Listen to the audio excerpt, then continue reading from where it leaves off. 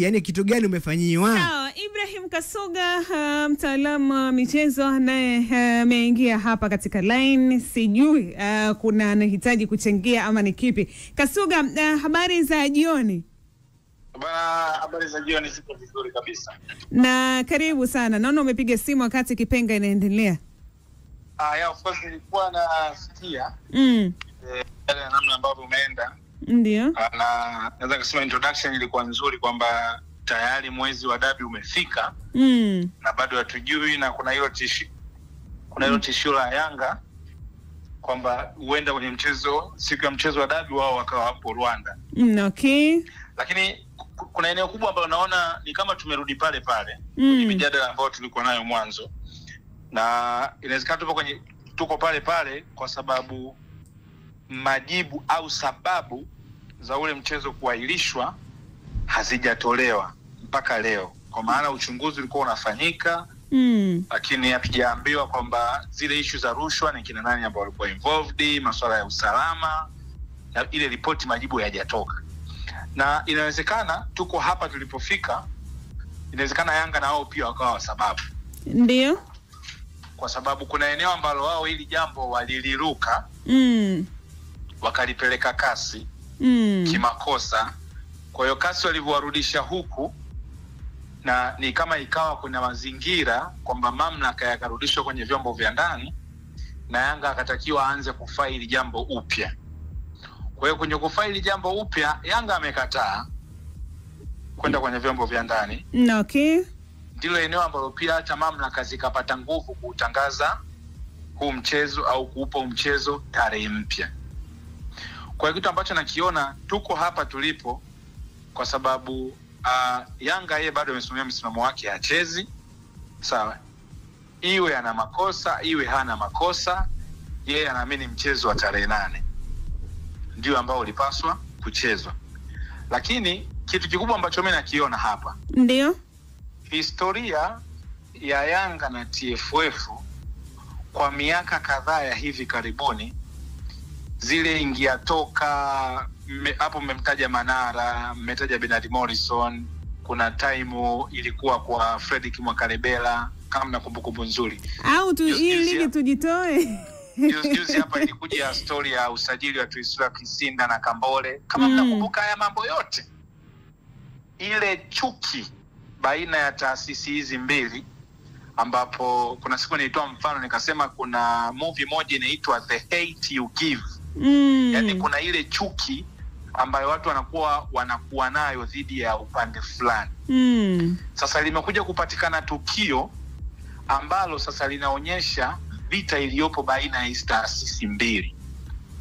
Sijui kama unanielewa. Nakupata Kasuga. Na ndio maana leo Yanga wao wakirudi wanakuambia sisi hatujawahi kupata haki mbele ya TFF. Watakuhesabia matukio. Kwa nini kila siku tunafungiwa sisi? Kwa hiyo inawezekana mambo yote haya sisi tunayaona sasa hizi. Tunayazungumza, lakini mzizi wa hili jambo ulianza muda mrefu. Na Kasuga, katika mitandaoni huko nukuu mbalimbali zinazotembea hivi sasa ni kuhusu bodi ya ligi, kwa maana hata kwenye page yao ya mitandao ya kijamii wameposti mchezo namba 184 wakiuliza unafahamu nini kuhusiana na mchezo huo. Lakini pia miongoni mwa nukuu inayotembea ni ya Karibu Imanda, ofisa habari wa bodi hiyo, na akisema kwa maana hawajapokea barua ya Young Africans kwa maana hawatocheza mechi ya tarehe 15, na anachofahamu kwa kile pengine Yanga wanaendelea kujiandaa na mchezo huo wa Kariakoo Derby. Lakini nilikuwa napitia kanuni za bodi ya ligi na TFF.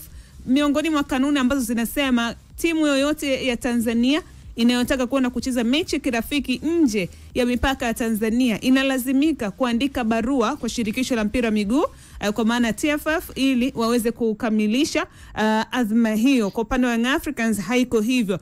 Hii pia inaleta taswira gani? Of course nafikiri umeenda kusoma kipande cha kanuni ili tuondoe hofu au tuongeze hofu kama Yanga wameomba kibali cha kwenda kucheza mchezo wa kirafiki nje. Okay. Hilo ni eneo la ambalo watu wanataka kujua kwamba watu kama wana mchezo nje mbona mpaka saa hizi hawajaomba kwa mamlaka hicho kibali cha kwenda kucheza nje. Mchezo huu Yanga ndo mwenyeji. na kuna muda nilimsikia Wakanda alikuwa anaongea. Lakini kuna muda baadhi ya procedures za maandalizi ya mchezo wa Kariakoo Derby. Ndio. Mchezo wa Kariakoo Derby, kuna muda mwenyeji anakuwa hana mandate na huo mchezo kwa 100%, kama ambavyo Wakanda kuna muda nilikuwa namsikia anaongea. Mnakumbuka Babra kwenye mechi yao ya Simba walinyimwa kadi? Okay. Mechi za Simba na Yanga, hata mkiangalia mtu ambaye huwa anahodhi maeneo mengi, zile kadi za VVIP, kadi za nini, mchezo huwa anakuwa ni typical wa TFF. Hata sasa hivi tunazungumza swala la uwanja. Yanga uwanja wake nyumbani kwa KMC. Ndio. Nadhani Yanga ndio kupeleka uwanja huu mchezo Benjamin Mkapa. Tuulizane hapa, Yanga ndio kutoa uwanja KMC kapeleka Benjamin Mkapa. Swala la kupeleka Benjamin Mkapa ni TFF wenyewe na bodi ya ligi huwa anatangaza before mechi hizi ambazo zinakutanisha miamba hii ya soka Tanzania. Ndio hicho sana tunataka kumaanisha kwamba kuna muda inapokuja mechi ya Simba na Yanga, TFF mchezo wana uwezo wao kuandaa, na ndivyo ambavyo huwa inakuwa mara nyingi. Wataucontrol, yani wewe mwenyeji wa mchezo wa Simba au Yanga, kuna maeneo machache ambayo utaingia. Lakini inapokuja swala la Simba na Yanga kuanzia chaguo, yani of course mimi mpaka Jumamosi ndio taarifa ambazo nilikuwa nazo kwamba Yanga mpaka saa hizi kuna ugumu. Na kama ikitokea Yanga akicheza, inawezekana asifanye promo. Okay. Yani Yanga anaweza katokea uwanjani tu hapa, lakini wanaweza wasipeleza mechi wasifanye chochote. Okay. Lakini pia kuna story Yanga hii mechi anaweza akaivusha. Akaipeleka Zanzibar. Kwa hiyo kuna story nyingi hapa katikati, au anaweza akagomea kabisa. Kwa hiyo kuna nadharia nyingi. Hizo ni tetesi. Na naweza nikasema kwamba eneo ambalo Yanga wamefanikiwa ni kwenye huu msimamo ambao wameuweka. Hakuna makando ya kwamba labda ni mind game, labda wanatishia. Kila mtu utakayekutana naye wa Yanga anakuambia tupo serious, hii hatuchezi. Na ndio maana hata hiyo Jumamosi wakati kuna mtu ananiambia saa hizi ndani watu wameanza kupata hofu kwa sababu Yanga anaonekana yuko na msimamo ule. Lakini bado ukirudi, ili jambo linakuwa funzo kwa TFF na bodi ya ligi kwa pamoja. Lakini pia kwa sababu Yanga amegoma kusema acheze hata under protest, kwamba acheze akiwa na kesi ambayo anaifuatilia. Maana yake bodi ya ligi na TFF ndio kama ndo wasimamizi wa soka hapa nyumbani Tanzania. TFF ndo baba, chombo chake alichokikabidhi kuendesha ligi, bodi ya ligi. Saizi jambo kwa 100% lipo mikononi mwao. Kwa sababu Yanga hana kesi yoyote kuhusiana na mchezo ule kuahirishwa mpaka hivi sasa baada ya kutoka kasi. Okay. Maana yake hili jambo kikanuni, kama Yanga hatafika, bodi ya ligi wana uwezo wa kuhukumu kikanuni, kutoa adhabu. Lakini swali litarudi pale na tutarudi kwenye maneno ya Mzee Mguto. Ni nani ambaye saa hizi anaweza akampa adhabu Yanga kumnyang'anya alama 15, si ndio? Au unachukuaje alama 3 za Yanga dhidi ya Simba kwenye moment kama hii ambayo mechi ya Simba na Yanga ndio ambayo inaweza ikaamua ubingwa?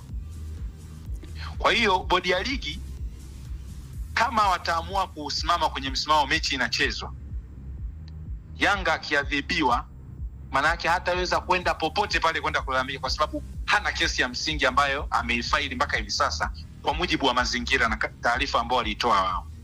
Sawa, Kasuga sisi tu okay. Sito utakuja. Huyu ni nani? Huyu ni Yanga.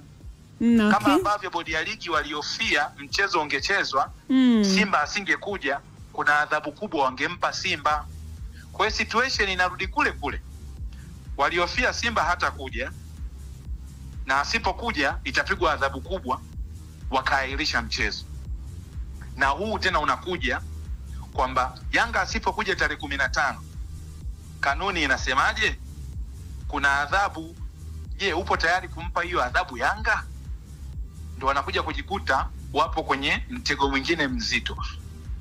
Kivyovyote vile, saizi huwezi kumwathiri Simba kwa matokeo ya ambacho kilifanyika kwa sababu Simba yeye alifanikiwa, alipeleka maombi, bodi wakayakubali, wakaahirisha mchezo. From there Simba hana kosa, kwa sababu wenye mpira walimkubalia, wakaahirisha mchezo. Sasa hizi pointi 3 hizi kwamba dabi isichezwe, hizi pointi 3 zipotee, Simba anaweza kauliza sijacheza mchezo mmoja. Kwa hiyo ni varangati ambalo naona ni kubwa, na serikali na yenyewe pia naamini iliamua iwaachie mamlaka ya mpira walisimamie.